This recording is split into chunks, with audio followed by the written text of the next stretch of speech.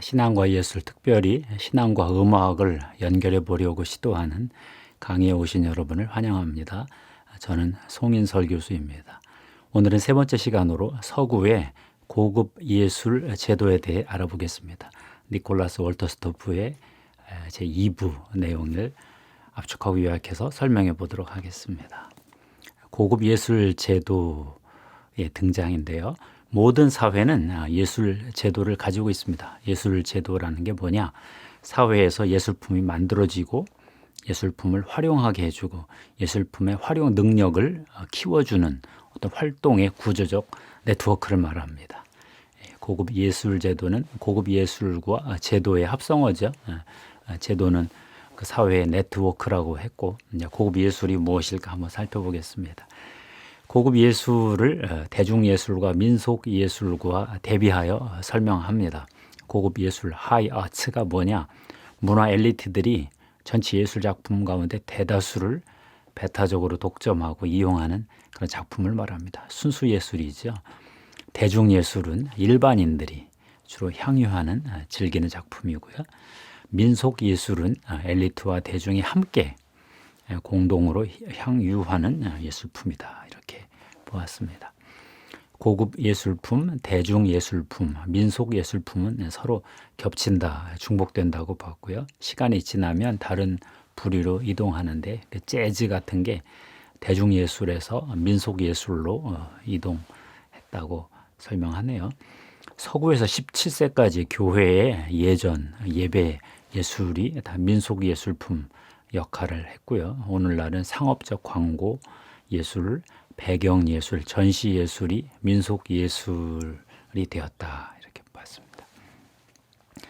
고급 예술이라는 게 무엇이냐? 정의를 내려보면 한마디로 감상을 위한 예술이다. 감상용 예술이다. 이렇게 본 거죠. 19세기 후반에 출현을 했습니다. 현대 서구 사회에서 감상용 컨템플레이션 작품을 주목하고 몰입해서 그 안에서 심미적 어떤 그 감상을 하는 거죠.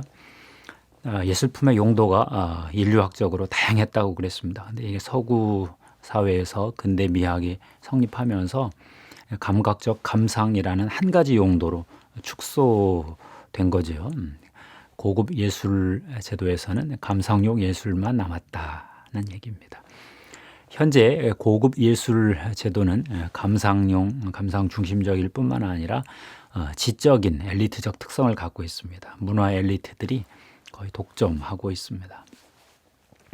그럼 이런 서구의 고급 예술 제도의 특징을 한 세 가지 정도 니콜라스 월터스토프의 진단을 따라 설명해 보겠습니다. 첫째가 삶과 분리된 예술이라는 건데요. 만족스러운 그 감상을 하기 위해서 특별한 물리적 공간이 필요해졌습니다. 음악당, 미술관, 극장, 도서관, 열람실 같은 거죠. 지성적으로, 사회적으로 개방된 엘리트들이 어떤 지적으로 감상하려는 욕구가 생겼습니다. 그래서 서구에서 200년 전부터 박물관의 역사가 시작이 됐다고 하네요. 어떤 감상용 예술, 지성적 경향을 띈 감상을 위해서 이제 레저, 여가가 필요해졌고요. 예술품에 주의를 집중하고 몰입해야 하는 어떤 그런 어떤 정신적 과정이 도입됐습니다. 그러다 보니 일상 예술과 고급 예술 제도가 분리되겠죠. 고급 예술 제도가 삶과 예술을 분리시켰다. 이게 첫 번째 진단입니다. 두 번째, 고급 예술 제도의 특징. 엄청난 레퍼토리를 만들었다. 예술품의 종류가 엄청나게 팽창했다는 것입니다. 아방가르라 불리는 전위대가 있죠. 이들이 감상용 예술품의 레퍼토리, 그 종류를 엄청나게 팽창시키고 확장시켰습니다. 다양한 어떤 예술적 취향을 만족시키려는 시도로 해석이 되고요. 더더구나 서구 예술은 타문화 예술들을 유럽으로 끌어들였습니다. 예를 들면 고대 근동의 유물이 유럽의 박물관으로 싹 이동했죠. 제국주의 그 흐름과 함께요. 보통 일반적인 사회는 문화적으로 익숙한 것을 더 선호합니다. 하던 걸 또 하고 또. 그런데 서구는요. 하던 걸 또 하는 걸 지겨워합니다. 전통적 사회, 비서구 사회는 익숙한 것을 즐겨서 사용하는 문화인데 서구는 계속 새로운 감상용 레퍼토리를 자꾸 이렇게 확장하는 그런 형태로 예술 제도가 발전했다는 것이죠. 세 번째 고급 예술 제도의 특징은 평론가 집단의 등장입니다. 평론가는 작품에서 감상을 돕는 역할을 하지요. 작품에서 일반인들이 보면 처음에는 잘 모르잖아요. 근데 이 평론가가 작품에서 무엇을 찾아보아야 하는지, 어디에 주의를 기울여 보고 듣고 어떤 뭔가를 찾아야 하는지 조언을 해줍니다. 감상의 초점을 어디에 맞출 것인지 이런 거요. 감상이 서구 예술 제도, 고급 예술 제도의 중심에 등장하면서 평론가 계층이 형성이 되고요. 예술가와 평론가가 공생 관계가 되었다 합니다. 그러면 고급 예술 제도의 목적이 뭐냐? 한마디로 심미적 만족이다. 심미적 아름다움을 찾는다 이런 뜻이라고 했죠. 찾을심 아름다움을 미자 써서 aesthetic satisfaction 심미적 만족을 감상을 통해서 얻는 것, 이것이 고급 예술 제도의 목적입니다. 임마누엘 칸트의 개념이죠. 어떤 인간의 사리사욕, 이해 관계를 초월한 초연한 어떤 사심 없는 그 감상 개념이 나왔고요. 어텐션, 주의 집중하는 거, 어떤 어느 정도 이렇게 초연하게 거리를 두는 거, 그러다 보니 초연한 주목 이런 개념도 나오고요. 예술품의 자율성, 자족성, 있는 그대로 감상하는 것, 다른 용도를 위해서 사용하지 않는 것. 서구 사회 이외의 다른 사회는요, 예술은 전승되는 것이고 인지적이고 도덕적이고 사회적 가치를 가지는 것으로 이해되었죠. 근데 서구는 예술을 위한 예술, 감상을 위한 감상, 이렇게 개념을 어떤 진짜 서구화해 버렸습니다. 19세기 후반에 나타난 현상이라는 거죠. 고급 예술 제도는 결국 순수 예술, 퓨어 아츠를 낳았죠. 예술 작품이 뭐 여러 용도로 쓰일 텐데 초연한 감상용으로 이렇게 제한을 한 것입니다. 음악, 소설은 감상을 위한 것이죠. 건축은 감상도 하고 실용적 목적도 있고 그래서 경계에 있다고 설명했습니다. 사실 감상, 심미적 감상을 위한 만족을 추구하지 않는 사회는 없죠. 다만 원시 사회는 어떤 심미적 감상을 위한 추구가 좀 작고 서구 사회는 거의 이게 제일 커지고 이것만 남았다 이렇게 보는 것입니다. 니콜라스 월터스토프는 이것을 별로 좋지 않은 발전으로 그렇게 보고 있습니다. 심미적 감상과 심미적 만족이라는 개념을 그의 특유한 분석 철학 능력을 동원해서 잘 설명을 해보고 있습니다. 어떤 사물, 실제는 다차원적이죠. 그중에 심미적 차원, 아름다움을 추구하는 그 차원은 하나의 차원이거든요. 중요하긴 하지만 전부는 아니죠. 근데 서구의 미학이 심미적 차원을 따로 떼어서 점점 이렇게 이걸 키워나가는 건데요. 이번에 분석 철학적 분석에 의하면 심미적 감상이라는 것은 인간에게 들리는 대로 보이는 대로 그렇게 즐긴다는 것입니다. 실제 자체는 아니고 실제가 나에게 어떤 현상적으로 감각적으로 경험적으로 느껴지는 대로 즐거움을 느끼는 것이다. 객관적 실제에 대한 것이 아니라 주관적으로 보이고 들리는 것에 대한 그런 감상이다. 아주 정확합니다.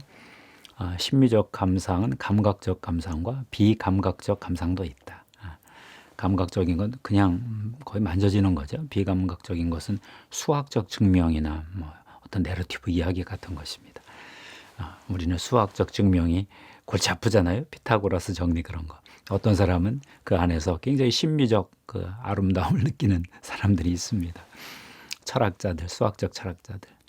심미적 만족이 얻어질 것이라는 기대 속에서 어떤 사물에 대해 감상을 위한 감상이 시도된다면 바로 심미적 감상이다.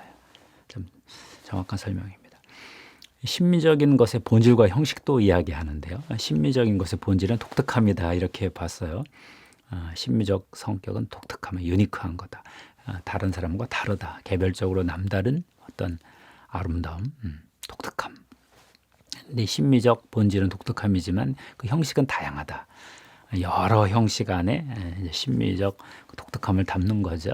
그래서 형식은 다양해지고 그 안에 독특함이 이루어지면 심미적으로 탁월하다 이렇게 본다는 것입니다. 참 분석 철학자들은 참 예리하죠. 서구의 이런 고급 예술 제도가 나타난 그 결과 어떤 현상이 벌어졌느냐. 첫 번째 니콜라스 월터스토프의 분석에 의하면 예술 작품을 숭배하는 어떤 현상이 생겼다. 초연한 감상을 위한 감상을 하다 보니까 작품의 배경이나 맥락, 삶은 다 사라지고 대상 자체, 작품 자체에 이게 몰입을 하는 거죠. 그러다가 그 자체 작품을 숭배하는 쪽으로 갔다. 이런 좀 약간 탈선에 대해서 지적을 했습니다. 그 다음에는 구원자 예술 개념이 등장을 했는데요. 막스 베버가 이런 말을 했다고 해요. 사회학자인데 예술은 반복되는 일상생활에 구원을 준다. 날로 높아만 가는 이론적, 실제적인 이성주의의 압력에서 구원은 예술에서 나왔다. 예술이 인간을 구원한다. 그 단조로운 일상으로부터 예술이 인간을 구출해 준다. 이런 개념. 피카소도 이런 말을 했대요. 나는 예술을 인생의 유일한 목적으로 사랑한다. 우리가 하나님 사랑하듯이 예술을 사랑한다는 것입니다. 그리스도인이 볼 때 예술품은 창조주 하나님의 자리를 차지한 하나님 신의 대리자가 되었다. 이렇게 말해도 할 말이 없고요. 심미적 감상이 종교적 예배의 자리까지 올라갔다. 예술가가 인생에게 궁극적 의미를 경험시켜주는 본인이 고통을 겪어서 창작의 고통을 감수해서 이렇게 되다 보니 예술가가 이렇게 숭배받는 자리로 가는 거죠. 구원자 예술 개념, 예술가 숭배 현상 이런 것들이 결과적으로 생겼다고 보고요. 창작자 예술가에 대한 예찬론이 자꾸 이제 더 커지고요. 1888년 고갱의 편지를 인용을 해놓았습니다. 너무 자연을 모방하여 그리지 마라. 예술은 추상이다. 자연 앞에서 꿈꾸는 가운데 자연으로부터 추상을 끌어내라. 그리고 자연보다는 결과로 나올 창작물에 대해 더 많이 생각하라. 대주제이신 하나님에게 다가가는 방식으로 창작하는 것이 하나님을 향해 올라가는 유일한 길이다. 그 예술을 통한 구원이죠. 점점 예술가들은 자유, 해방을 추구하게 되었습니다.